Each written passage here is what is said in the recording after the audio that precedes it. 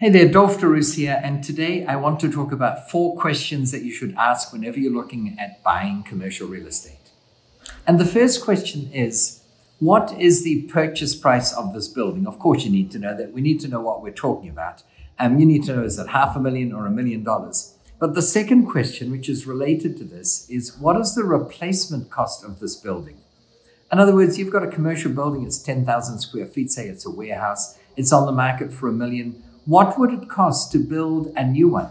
Because I'm telling you, if you could buy the land and the materials and the labor to build an equivalent building and it would only cost you $800,000, then why on earth would you pay $1 million for this building? So the first comparison has to do with what are you paying for it and what is the cost of finding an alternative? You've got to make sure that it's in your favor. And then the third question, which is an obvious one, is what are the rentals? Let's talk about rentals per square foot, because then it doesn't matter how many square feet it happens to be. But let's say they're getting $14 a square foot for this warehouse. Is that good or bad? Well, we don't know. It depends on what market rentals are. Now, let's say market rentals are only $10 a foot and they're getting $14 a foot. Does that make it a good deal? And I know at least some of you will be saying, well, yeah, if the market rent is $10 a foot, and they're managing to get 40% more, which is $14 a foot, then that's a great deal. And I would caution you into thinking that for the following reason. Let's say that after 3 months, through no fault of the tenant's business falls over. In other words, they go out of business, and you're going to have to find a replacement tenant. The market is only $10 a foot, and you'll never get that $14 a foot again. In fact, one could even try and figure out, was that rental set artificially high, not by a bona fide tenant who happened to be paying $14 a foot, but by a friend of the landlord who said, listen, I need to sell this building. If we can jack the rent up to something artificially high, like 40% over market, then we'll talk some sucker into buying it based on that rental. And then after 3 months, your business can go under. Who cares? We'll wriggle out of it. I'm not saying this happens all the time, but trust me, it does happen. So when market rentals are $10 a foot and they're getting $14 a foot for this property, I don't see that as a good sign. I'd rather have a situation where they're getting $14 a foot, but market rentals are, say, $18 a foot. Because then you know that if you acquire this building, at the next rent review, you should be able to bring the rental up to market. Or even if the tenant opts not to renew the lease, say the lease has come to an end, then because the market rentals are $18 a foot, you should be able to rent out this place in the open market at $18. So the 4 questions we ask are, what is the cost of the building? What is the replacement cost? What is the rental per square foot? And what are market rents per square foot?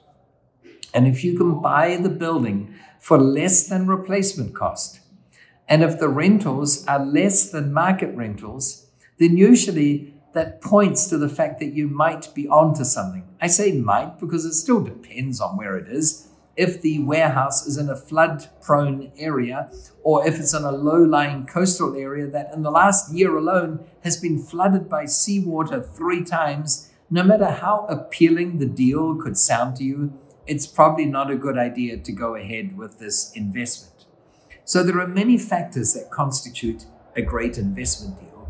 And while these 4 questions are what I would consider quite important, I wouldn't say they're the be-all and end-all. What I always look for in a commercial building is, do I think I've got an opportunity to increase the value? And how much increase the value? Well, there are 101 ways of massively increasing the value of any property, residential, industrial, hospitality, commercial. Way more increase in value than the cost of making whatever change you have to make to affect that increase. That's one of the things I love about real estate. You know, you've got a home, a 3-bedroom home. By building an extra bedroom and turning it into a 4-bedroom home, the cost of that addition might be $30,000, depending on size and materials and area and all that sort of thing. But by doing so, you could increase the value by $50,000 or $70,000 just by painting a house or a commercial building for that matter. It might only cost $2,000 or $3,000 to paint, but the perceived value and therefore the sale price would go up by $30,000.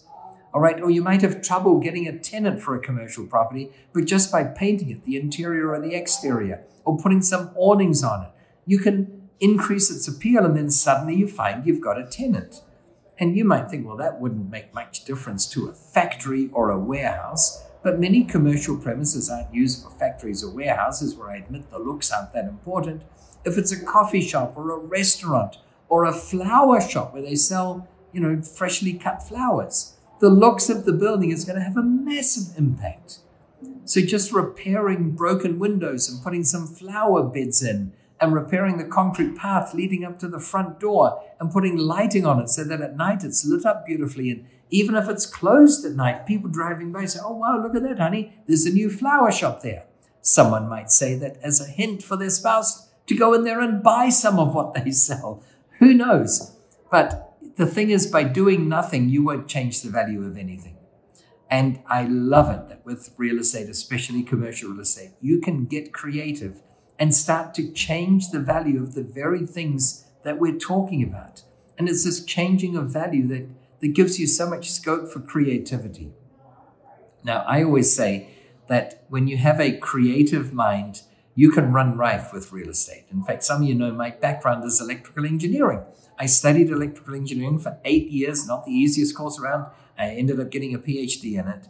And people often say to me, but Dolf, you don't work as an engineer. Wasn't that a monumental waste of time? Wouldn't there have been better training to get into commercial real estate? And I dispute that, because when you think about it, most of the things that you can study are analysis subjects. You analyze what's there. If you study English, you take a sentence, amongst other things that you do, and you pull it to pieces and say, this is the subject, and this is the verb, and this is the object, and you label them, and then you put it all back together again. When you study history, you study what's happened in the past and pull it to pieces and label it and then consider it.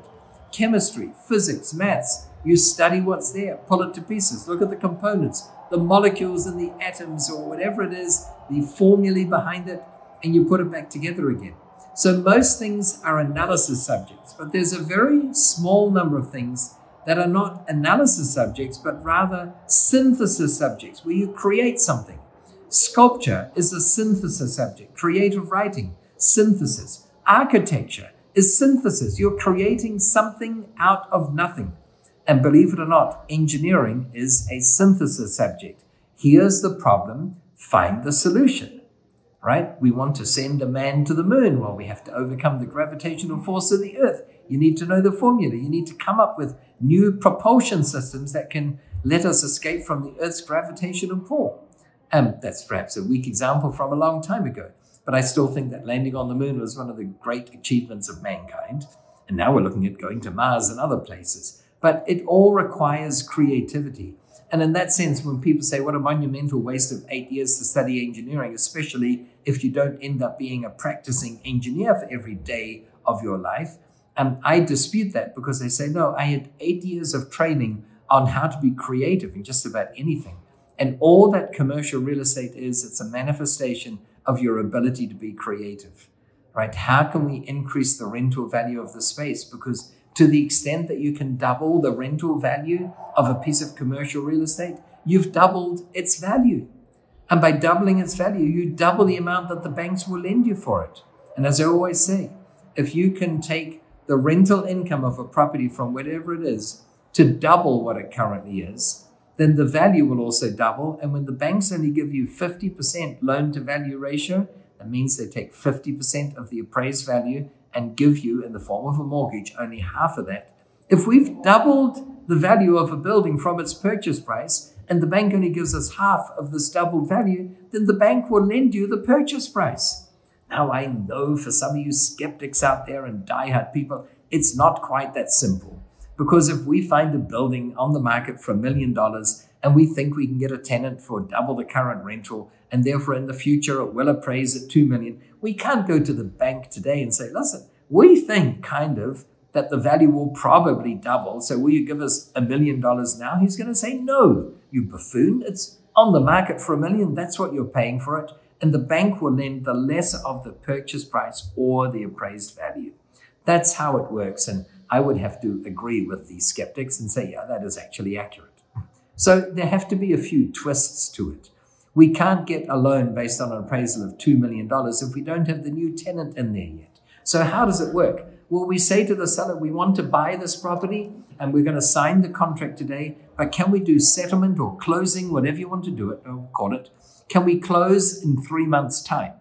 And in the meantime, we want the right of access to start making improvements to the building. And by the way, don't worry, if after 3 months we don't close, you'll have a building that's had improvements made to it. So you'll be no worse off in that sense. Usually they'll say yes.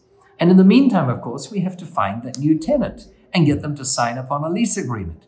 And with any luck, get them to move in already. Because if for 2 of those 3 months, the new tenant paying the $200,000 a year instead of $100,000 a year, or maybe it's an additional tenant because half the space was vacant. So the original tenant's still there, but we found a tenant for the second portion of it. If he's been in there for a couple of months, and then we can go to the bank. And this is basically what you say. You say, listen, Mr. Bank Manager, I know that banks are very conservative and that by your own internal rule, you accept the lesser of the purchase price or the appraised value. I know that.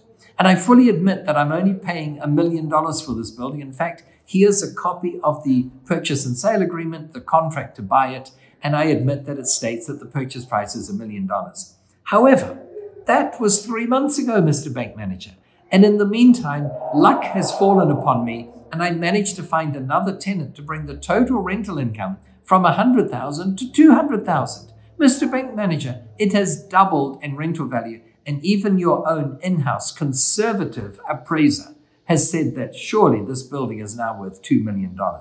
So yes, paying $1 million for it, but your own appraiser agrees that it is currently worth $2 million because of things I've done to the building. I improved this, I changed that, and in doing so, I attracted an extra tenant or a new tenant, as the case may be, paying double the rent of what was being paid when the building was put up for sale. So I think you'll agree, Mr. Bank Manager, and if you don't, I think your opposition banks will agree that it's gone up in value. And usually they'll reluctantly say, yes, it's not what we normally do or how we evaluate it, because we like to see that the new tenant has been paying rent at that level for 300 years. And you can say no one lives that long. And in 300 years, this industry will have changed. I'm exaggerating. They'll say, we like to see the tenant's been there for 6 years. But you just say, well, that's not the case right now. So here's the offer. You can fund this property. It's got the rental income to support your mortgage payment, or you can opt not to do it. Choice is yours. I'm going to go ahead. You want to have the attitude. You don't want to be mean to him, but you want to say something like, listen, this is such a good deal from my perspective. I'm determined to buy it. And at the end of the day, Mr. Bank Manager, where the money comes from, the mortgage funding, it doesn't really matter, because once the mortgage has been put in place and I'm paying mortgage interest and principal every month, it won't matter whether it came from Bank A, Bank B, or Bank C. But I want to go ahead with this. I'd like to do more business with you and just see what they say. Will it work every time? No. I'm no, fool that thinks that any bank you go to that this will work. But you've got to be willing to go to 20 banks. Because I think if you go to 20 banks, you'll find that after 3 or 4 or 5, you'll probably improve your spiel, by the way, and hone your skills at presenting it. But after a while, you'll find a bank that says yes. And I once had a situation where a lady came to me and she said, Dolf, I did everything you said and I tried it. I went to the bank, I told them what I was doing, I applied for the mortgage, and they turned me down. And she was just about in tears. She was devastated. And my question to her was, what did the other bank say? And she said, but Dolf, I've been going to this bank for 18 years. In other words, I'm so loyal to this bank, I couldn't imagine going to the opposition. That would be seditious. And I said, it seems to me that you're offering your bank more loyalty than they're offering you. Maybe they need a wake-up call that if they don't provide funding on a really good deal, you're going to pursue getting funding somewhere else. And so she did. And of course, she got the funding eventually. And because sometimes you have to go to more than one bank. And sometimes a bank manager, for whatever reason, it might be a personal reason, nothing to do with the deal or you, or his perception of the deal or his perception of you. He's just not in a good mood and he turns it down. And another manager at another bank, or maybe even another branch, says, yes, I'll do this. But if you go to banks with any degree of regularity, and especially if they're good deals, and I encourage you only to put offers in on good deals, why would you want to have an offer accepted on a bad deal? If that's true, then eventually the banks will realize that what you're offering them is really good investment opportunities. And by doing that, they're going to end up saying to you when you come and they'll look at the deal and they'll say, oh my gosh, where did you find this one? And eventually one or other of them will say what happened to me. And I remember the name of the bank manager involved in the bank of the year and everything. He said, Dolf, if I give you a commitment to fund this property right now, will you give me a commitment to accept our funding and not go to the opposition banks? And that spurred me to come up with another idea. And I don't have enough documents here to demonstrate it. But when you make your proposal for finance, which might be a 20-page document, depending on how big the building is, or a 5-page document, however big it is, print 10 copies of them and have them in a stack and put them in a stack in your arm. And when you come to see the bank manager, come in and say, oh, I have here your copy. Let me see. Oh, here's your copy. Oh, wait a minute. Excuse me. That's the wrong one. That's for Chase Bank. Here's your one. This is for Wells Fargo, whatever the name of the bank is. And pull it out. And if you think that's a bit rude and in their faces, it kind of is. But you want to let them know that you are going to other institutions, financial credit unions, insurance companies, anyone who might lend you the money to do this.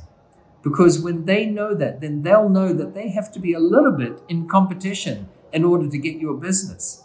And at the end of the day, banks are in the business of borrowing money from depositors and paying a pathetically low interest on that.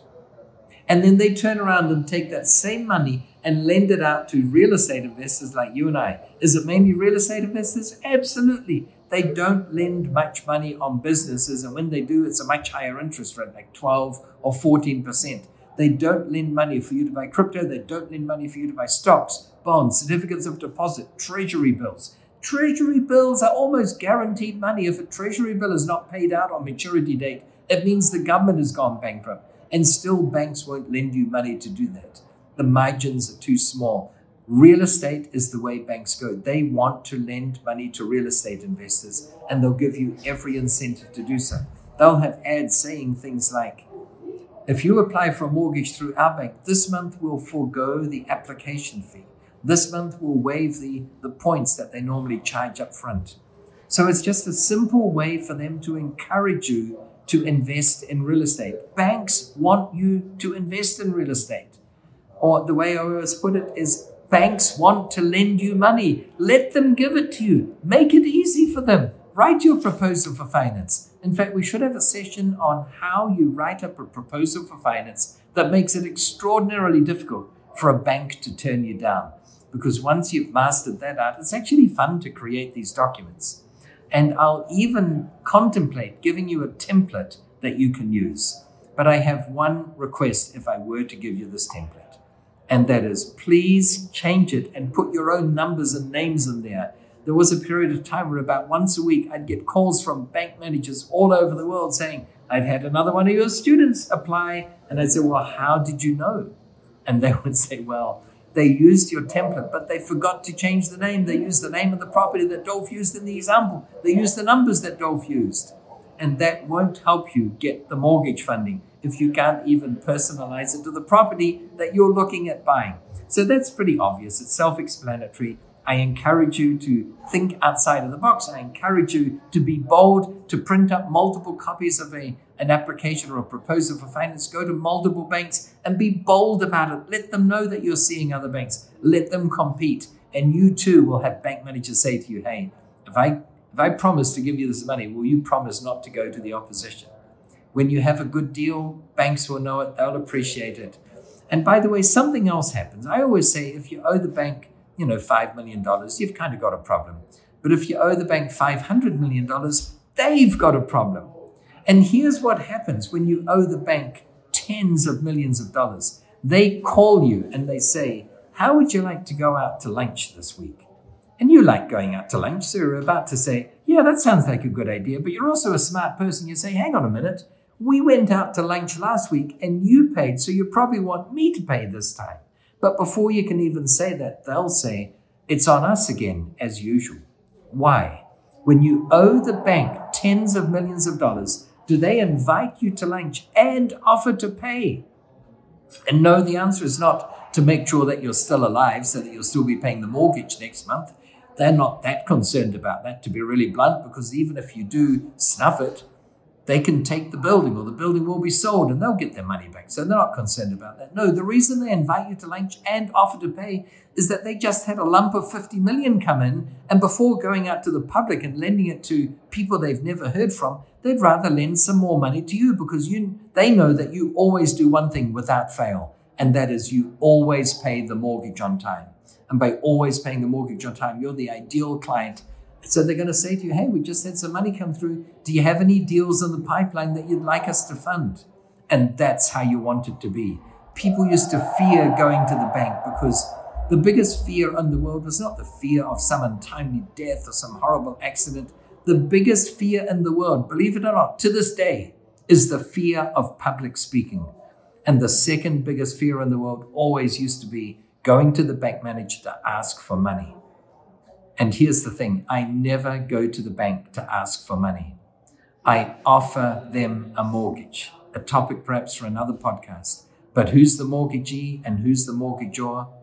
I don't ask the bank for a mortgage. That would make me the mortgagee because they gave it to me. No, the bank is the mortgagee and I am the mortgagor. I give the bank a mortgage in return for which they give me the money. It's a fair transaction. We'll explore that on another day, but it's a shift in thinking that once you get it and once you embody it, you'll have the ability to get banks offering you more money than you'd know what to do with. It's singularly why commercial real estate is such a great way to go. Thank you for being here. I look forward to seeing you again soon. And in the meantime, I want to wish you, as always, successful investing. Thank you so much.